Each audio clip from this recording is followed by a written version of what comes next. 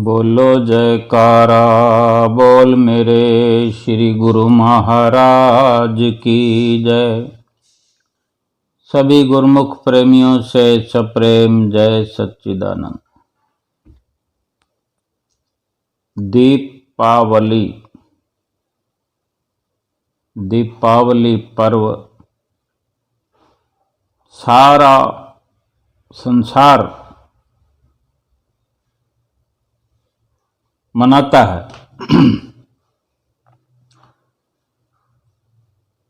आम संसार या सर्वसाधारण लोग जो संसार में दीपावली के दिन पूजा करते हैं, दीपावली मनाने का एक अंग पूजा करना भी है। वैसे तो दीपावली की अलग अलग मान्यताएं हर किसी ने अपने मन में बनाई हैं। कोई पटाखे जलाता है, कोई नए नए वस्त्र पहनकर, कोई सजावट करके वगैरह वगैरह। हम चूँकि पूजा की, भक्ति भाव की, भगवान और भक्त की और सही मायने में दीपावली की बात करें तो वास्तव में दुनिया में जो देखा जाता है, दीपावली के दिन माया की पूजा होती है, की जाती है। वास्तव में करनी चाहिए थी भगवान की पूजा, भगवान श्री राम की पूजा। अगर समझें तो वास्तव में भगवान सत्य स्वरूप हैं। हर युग में और हर युग में बेशक अलग अलग रूप धारण करके आते रहे हैं और आते रहेंगे। जो माया की पूजा की बात करते, माया तो भगवान की एक मात्र छाया है या भगवान के चरणों की दासी है। भगवान की पूजा करने से, ईश्वर की पूजा करने से माया तो बिना बुलाए स्वयं चली आएगी। जिसको भगवान की पूजा से भगवान की प्राप्ति हो जाए, या हो रही है या हो गई, तो जिन सांसारिक सुखों के लिए जिस प्रकार पूजाएं अर्चनाएं करते हैं, भगवान की प्राप्ति करने से वो सांसारिक सुखों के लिए माया यानी पदार्थ दुनिया के, जिसकी चाहना लेकर और सही मायने में भी इस पूजा के अंदर माया यानी दौलत, रुपया, पैसा, उनकी विशेष तौर पर पूजा होती है, की जाती है। तो भगवान की प्राप्ति के लिए अगर यत्न किया जाए तो क्या वो मायावी सुख या मायावी सामान या रुपया पैसा कहें, जो भी समझ सकते हैं, तो क्या उसकी प्राप्ति के लिए अलग से यत्न करना पड़ेगा? नहीं। जब भगवान की प्राप्ति का यत्न किया जाए तो माया अपने आप, जो कि वो भगवान के पीछे रहती है, भगवान की छाया है, भगवान के श्री चरणों की दासी है, तो वो अपने आप से मिल जाती है। चाहे सांसारिक सुख जो वो भी माया का रूप हैं,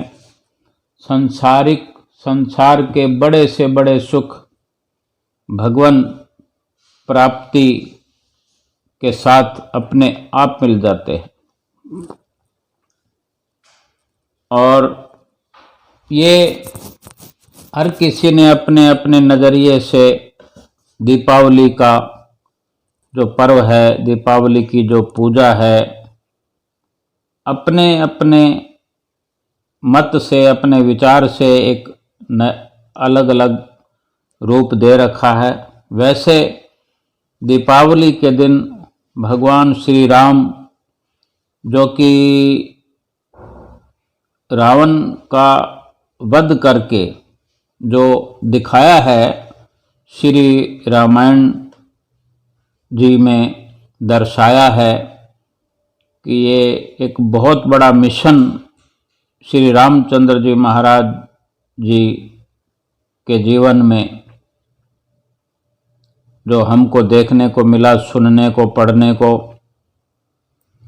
और ये बहुत बड़ा मिशन पूरा करके, रावण का वध करके, और जो भी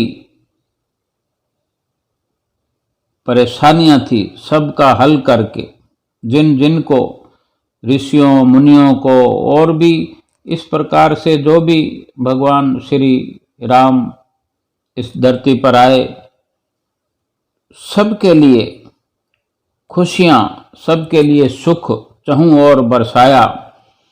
और रावण का वध करके जब भगवान श्री राम दीपावली के दिन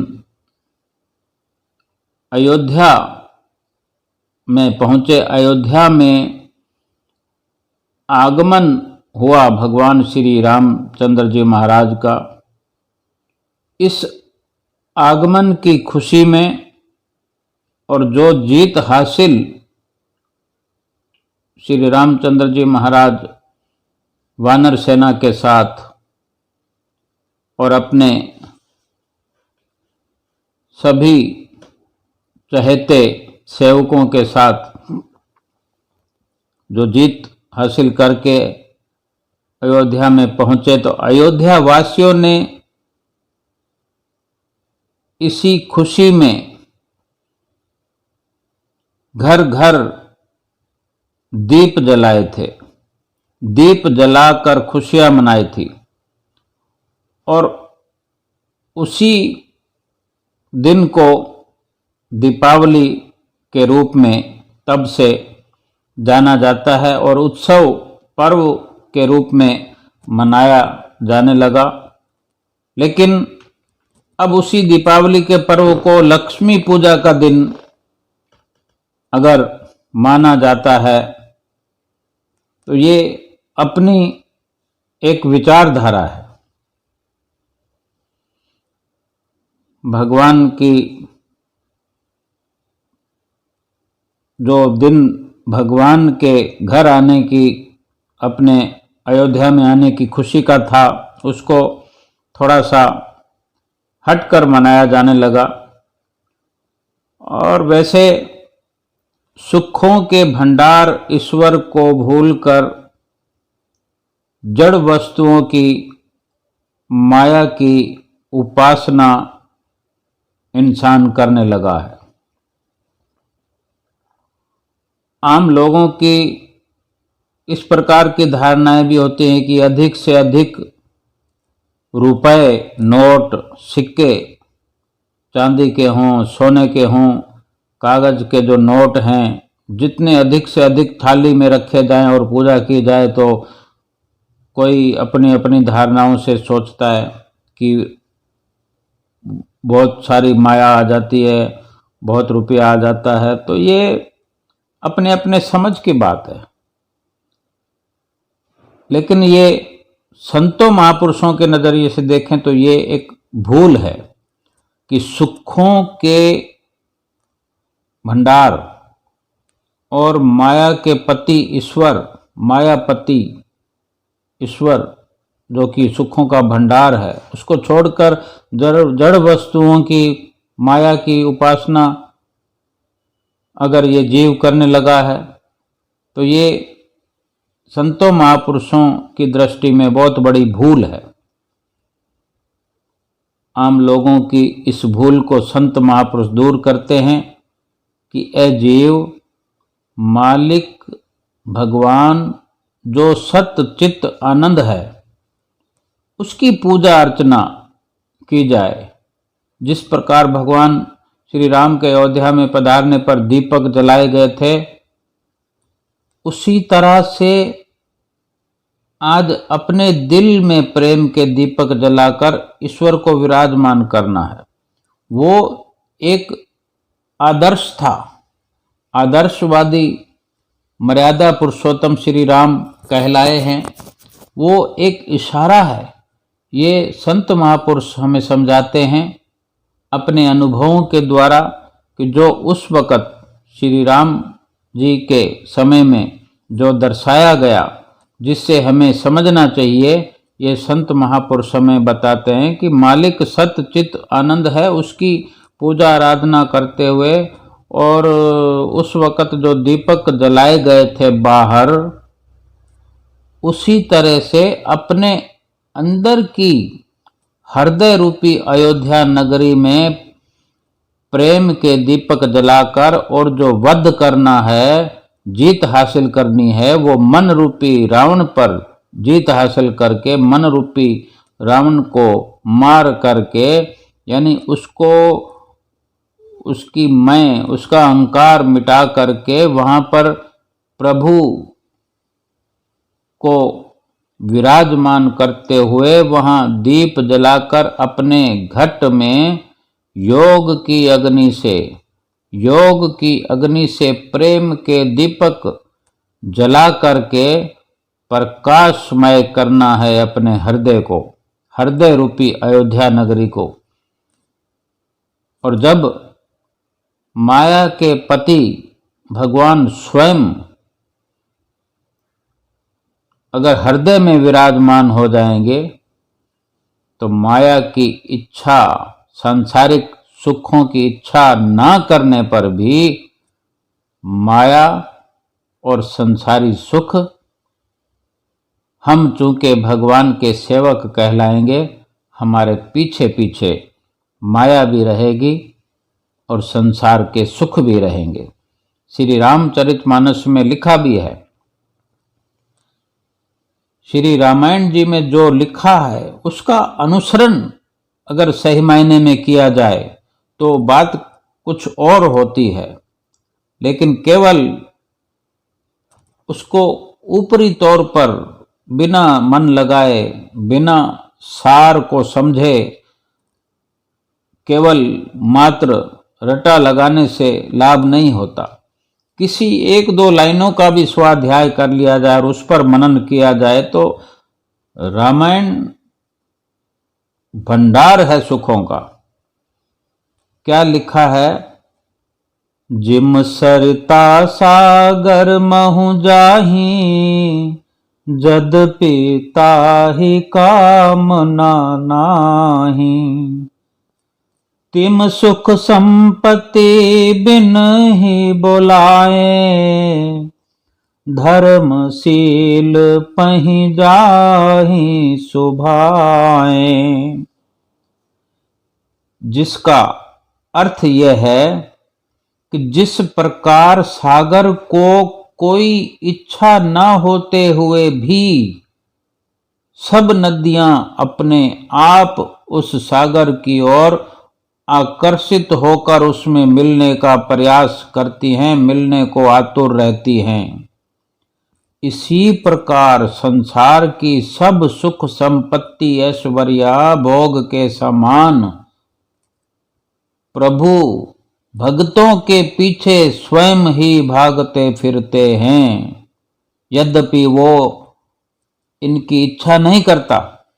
जब दिल में इष्ट देव का निवास हो गया, भगवान का निवास हो गया, तो फिर समानों की इच्छा रह ही नहीं सकती और समान भी उस सेवक के पीछे आए बिना रह नहीं सकते, बल्कि वो तो उसके चरणों में आने को उत्सुक रहते हैं। जिसने भगवान को पा लिया है वो फिर भगवान के समान, भगवान के सेवकों के पीछे, भगवान के जो भी सामान हैं, जो सृष्टि है पूरी, सारी सृष्टि के समान जो कि भगवान के हैं, वो भगवान के सारे सृष्टि के सामान भगवान के सेवक के पीछे लग जाते हैं। साफ साफ श्री रामायण में लिखा हुआ है, तिम सुख संपत्ति बिन ही बोलाएं, धर्मशील पह जाएं सुभाएं। उसी प्रकार सुखों के समान पीछे सेवक के भागते हैं, जिस प्रकार नदियां सागर में मिलने को आतुर रहती हैं। इसलिए वक्त के सतगुरु जो नर रूप में नारायण हैं, उनके बताए हुए, उनके द्वारा बताए हुए जो सुमरन, जो भजन की विधियां, वो उसकी कमाई से, सुमरन की कमाई से, भजन अभ्यास की कमाई से योग अग्नि का दीपक जलाया जा सकता है। दिल में प्रेम का योग अग्नि का दीप जलाया जाए, दिल में प्रेम का प्रकाश होने से जो सुरती है, माया व अज्ञान के अंधेरे में जो भटक रही है, वो भटकना समाप्त हो जाएगी। और इस प्रकार अगर दीपावली का त्योहार मन जाए जिसका, उसकी तो सदा दिवाली है, एक साल इंतजार करने की जरूरत नहीं। संतों के सदा दिवाली, आठों पहर आनंद। जो फिर दिवाली की सोच, दिवाली की खुशियां जो पटाखों में ढूंढते हैं, कपड़ों में ढूंढते हैं, चित्रकारियों में ढूंढते हैं, सजावटों में ढूंढते हैं, महल माड़ियों के मुहूर्तों में और इन सब में पूरे संसार भर में ढूंढते फिरते हैं, वो खुशियां स्वमेव अपने अंदर विराजमान हो जाएगी और उन्हीं सच्ची खुशियों का प्रकाश हमें चारों तरफ दिखाई देगा और हमारी सुरती भगवान के साथ एकाकार करेगी। बोलो जयकारा, बोल मेरे श्री गुरु महाराज की जय।